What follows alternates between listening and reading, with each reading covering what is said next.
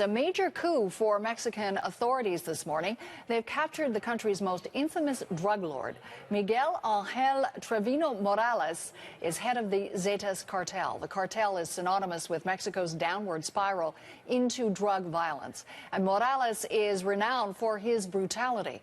For more on the story, we're joined in Mexico City by journalist Frank Contreras. He's been covering Mexican affairs for 17 years. So, Frank, you've seen the rise of the Zetas and the impact on Mexico. So how significant is the arrest of Morales?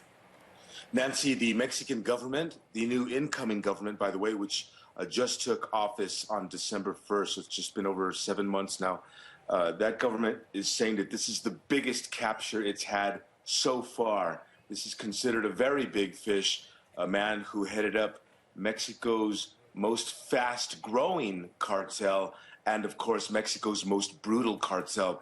In the years that I've been covering this story, I watched the Zetas rise to power. They used to work as the armed wing for Mexico's powerful Gulf cartel that controlled the Gulf Coast of Mexico and moved most shipments of cocaine into the United States. The Gulf cartel was largely made up of a number of defectors from the Mexican military, as you've heard, and these guys were highly trained in counterinsurgency techniques.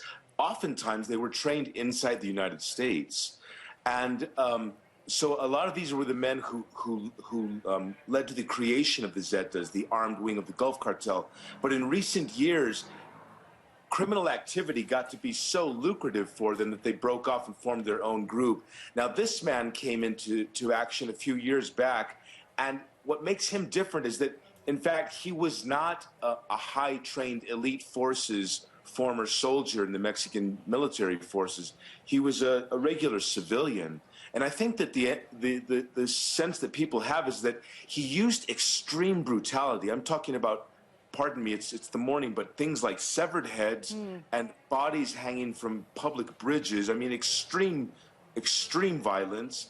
And there's a sense that he used that because he had to sort of a point to prove that he was this fierce individual. And he is said to have made people quake in his presence. He would hand them a gun and say, shoot that person next to you. And if there was any kind of hesitation, the person himself could be killed, the person who was going through this testing to join the Zetas, or he might end up with a small post as a security guard, in the area. So it just depended on the man's sense of humor, and oftentimes, he went for the worst violence we've seen.